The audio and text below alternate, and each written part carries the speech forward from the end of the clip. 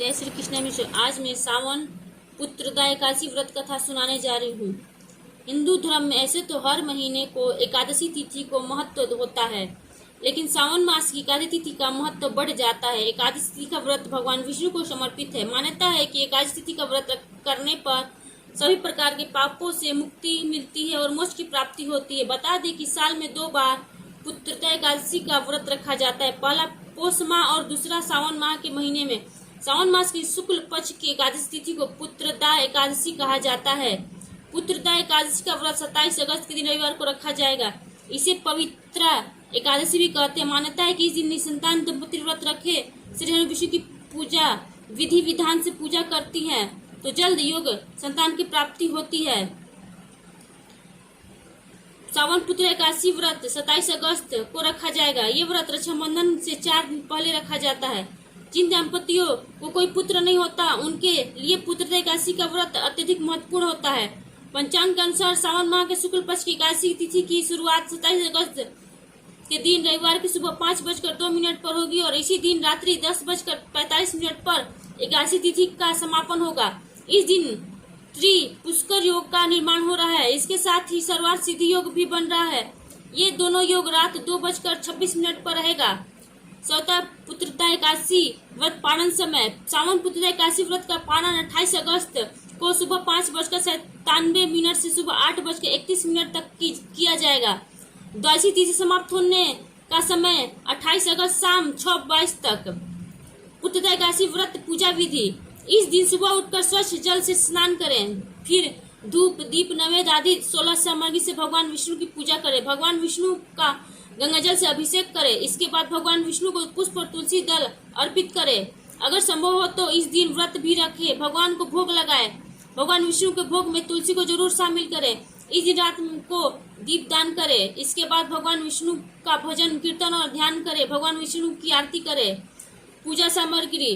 पूजा सामग्री में पान, लौंग, सुपारी, कपूर, पीला चंदन, अक्षत, पानी से भरा नारियल, पचमेवा, कुमकुम, हल्दी, धूप, दीप, तिल, मिष्टान, मौली इत्यादि अवश्य रखें। इन चीजों के बिना पूजा अधूरी मानी जाती है। इसके साथ ही भगवान विष्णु को पीला रंग बहुत प्रिय है, इसलिए एकादशी व्रत के दिन पूजा सामग्री में पीले पुष्प, पीला वस्त्र, पीला फल, कलश और आम के पत्ते जरूर रखें। सावन पुत्रदा एकादशी महत्व। धार्मिक मान्यताओं के अनुसार पुत्र की इच्छा रखने वाले व्यक्ति को श्रावण माह के शुक्ल पक्ष की एकादशी तिथि का व्रत करना चाहिए। इस व्रत के प्रभाव से इस लोक में समस्त भौतिक सुख और परलोक में स्वर्ग की प्राप्ति होती है। सावन पुत्रदा एकादशी व्रत करने से सभी प्रकार के पाप नष्ट हो जाते हैं। इसके बाद ही साथ ही ग्रह दोष के प्रभाव भी कम हो जाते हैं। साथ ही पूर्वजों के आशीर्वाद से उसके घर किलकारियां गुजती हैं। सावन पुत्रदा एकादशी पर संतान सुख के लिए निर्जला व्रत कर रात्रि जागरण करें और फिर अगले दिन व्रत का पारण करने पर विशेष लाभ मिलता है। पुत्रदा एकादशी की कथा। श्री युधिष्ठिर कहने लगे कि हे भगवान, श्रावण शुक्ल एकादशी का क्या नाम है? व्रत करने की विधि तथा इसका महात्म कृपा करके कहिए। मधुसूदन कहने लगे कि इस एकादशी का नाम पुत्रदा है। अब आप शांति पूर्वक इस कथा सुनिए। इसके सुनने मात्र से ही वायपेय का फल मिलता है। द्वापर युग के आरंभ में महिष्मती नाम की एक नगरी थी, जिसमें महिजीत नाम का राजा राज्य करता था। लेकिन पुत्रहीन होने के कारण राजा को राज्य सुखदायक नहीं लगता था। उसका मानना था कि जिसके संतान न हो उसके लिए यह लोक और परलोक दोनों ही दुखदायक होते हैं। पुत्र सुख की प्राप्ति के लिए राजा ने अनेक उपाय किए, परंतु राजा को पुत्र की प्राप्ति नहीं हुई। वृद्धावस्था आती देख राजा ने प्रजा के प्रतिनिधियों को बुलाया और कहा, हे प्रजाजनों, मेरे खजाने में अन्याय से उपार्जन किया हुआ धन नहीं है। न मैंने कभी देवताओं तथा ब्राह्मणों का धन छीना है। किसी दूसरे की धरोहर भी मैंने नहीं ली। प्रजा को पुत्र के समान पालता रहा। मैं अपराधियों को पुत्र तथा बांधों की तरह दंड देता रहा।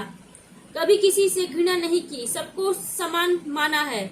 सज्जनों की सदा पूजा करता हूँ। इस प्रकार धर्मयुक्त राज्य करते हुए भी मेरे पुत्र नहीं है, सो मैं अत्यंत दुख पा रहा हूँ। इसका क्या कारण है? द्वापर युग के आरंभ में महिष्मती नाम की एक नगरी थी, जिसमें महिजीत नाम का राजा राज्य करता था। लेकिन पुत्रहीन होने के कारण राजा को राज्य सुखदायक नहीं लगता था। उसका मानना था कि जिसके संतान हो उसके लिए लोक और परलोक दोनों ही दुखदायक होते हैं। राजा महिजीत की इस बात को विचारने के लिए मंत्री तथा प्रजा के प्रतिनिधि वन को गए। वहां बड़े बड़े ऋषि मुनियों के दर्शन किए। राजा की उत्तम कामना की पूर्ति के लिए किसी श्रेष्ठ तपस्वी मुनि को देखते फिरते रहे। एक आश्रम में उन्होंने एक अत्यंत वयोवृद्ध धर्म के ज्ञाता बड़े तपस्वी परमात्मा में मन लगाए हुए निराहार जितेंद्रिय जितात्मा जित क्रोध सनातन धर्म के गुढ़ तत्वों को जानने वाले समस्त शास्त्रों के ज्ञाता महात्मा लोमस मुनि को देखा, जिनका कल्प के व्यतीत होने पर एक रोम गिरता था। सबने जाकर ऋषि को प्रणाम किया। उन लोगों को देखकर मुनि ने पूछा कि आप लोग किस कारण से आए हैं। निसंदेह मैं आप लोगों का हित करूंगा। मेरा जन्म केवल दूसरों के उपकार के लिए हुआ है, इसमें संदेह मत करो।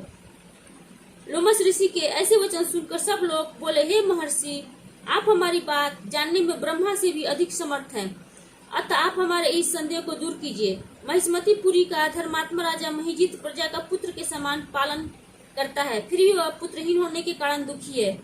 उन लोगों ने अपने कहा कि हम लोग उसकी प्रजा हैं, अतः उसके दुख से हम भी दुखी हैं। आपके दर्शन से हमें पूर्ण विश्वास है कि हमारा यह संकट अवश्य दूर हो जाएगा, क्योंकि महान पुरुषों के दर्शन मात्र से अनेक कष्ट दूर हो जाते हैं। अब आप कृपया करके राजा के पुत्र होने का उपाय बतलाएं। यह वार्ता सुनकर ऋषि ने थोड़ी देर के लिए नेत्र बंद किए और राजा के पूर्व जन्म का वृतांत जानकर कहने लगे कि यह राजा पूर्व जन्म में एक निर्धन वैसे था। निर्धन होने के कारण इसने कई बुरे कर्म किए। यह एक गांव से दूसरे गांव में पार करने जाया करता था। एक समय ज्येष्ठ मास के शुक्ल पक्ष की द्वादशी के दिन मध्याह्न के समय जबकि वह 2 दिन से भूखा प्यासा था, एक जलाशय पर जल पीने गया। उसी स्थान पर एक तत्काल ही ब्याही हुई प्यासी गौ जल पी रही थी। राजा ने उसे प्यासी गाय को जल पीते हुए हटा दिया और स्वयं जल पीने लगा। इसीलिए राजा को यह दुख सहना पड़ा। एकादशी के दिन भूखा रहने से वह राजा हुआ और प्यासी गौ को जल पीते हुए हटाने के कारण पुत्र वियोग का दुख सहना पड़ा रहा है। ऐसा सुनकर सब लोग कहने लगे कि हे ऋषि, शास्त्रों में पापों का प्रसिद्ध भी लिखा है, अतः जिस प्रकार राजा का यह पाप नष्ट हो जाए आप ऐसा उपाय बताइए। लोमस मुनि कहने लगे कि श्रावण शुक्ल पक्ष की एकादशी को, जिसे पुत्रदा एकादशी भी कहते हैं, तुम लोग व्रत करो और रात्रि को जागरण करो, तो इससे राजा का और यह पूर्व जन्म का पाप अवश्य नष्ट हो जाएगा। साथ ही राजा को पुत्र की अवश्य प्राप्ति होगी। लोमस ऋषि के ऐसे वचन सुनकर मंत्रियों सहित सारी प्रजा नगर को वापस लौट आई और जब श्रावण शुक्ल एकादशी आई तो ऋषि की आज्ञा अनुसार सबने पुत्रदा एकादशी व्रत और जागरण किया। इसके पश्चात द्वादशी के दिन इसके पुण्य का फल राजा को दिया गया। उस पुण्य के प्रभाव से रानी ने गर्भ धारण किया और प्रसव काल समाप्त होने पर उसे के एक बड़ा तेजस्वी पुत्र उत्पन्न हुआ। इसलिए हे राजा, श्रावण शुक्ल एकादशी का नाम पुत्रदा पड़ा। अतः संतान सुख की इच्छा हासिल करने वाले इस व्रत को अवश्य करें। इसके महात्म को सुनने से मनुष्य सब पापों से मुक्त हो जाता है और इस लोक में संतान सुख होकर परलोक में स्वर्ग को प्राप्त होता है। सीताराम सीताराम सीताराम कहिए, चाहे विधि राखे राम ताहे विधि रहिए। मुख में हो राम नाम, राम सेवा हाथ में, तू अकेला नहीं प्यारे राम तेरे साथ में। विधि का विधान जान, हानि लाभ सही, चाहे विधि राखे राम ताहे विधि रहिए। सीताराम सीताराम सीताराम कहिए, जाहि विधि राखे राम ताहि विधि रहिए। किया अभिमान तो फिर मान नहीं पाएगा, होगा प्यारे वही जो श्री राम जी को भाएगा। फल आशा त्याग शुभ क्रम करते रहिए, जाहि विधि राखे राम ताहि विधि रहिए। सीताराम सीताराम सीताराम कहिए, जाहे विधि राखे राम ताहे विधि रहिए। जिंदगी की डोर सौंप हाथ दीनानाथ के, महलों में राखे चाहे झोपड़ी में वास दे। धन्यवाद निर्विवाद राम राम कहिए, जाहे विधि रखे राम ताहे विधि रहिए। सीताराम सीताराम सीताराम कहिए, जाहे विधि रखे राम ताहे विधि रही। आशा एक राम जी से दूजी आशा छोड़ दे, नाता एक राम जी से दूजे नाते तोड़ दे। साधु संग राम रंग अंग अंग रंगिए, काम रस त्याग प्यारे राम रस पगिए। सीताराम सीताराम सीताराम कहिए, जाहे विधि राखे राम ताहे विधि रहिए। वीडियो पसंद आए तो लाइक कीजिए, शेयर कीजिए, सब्सक्राइब कीजिए।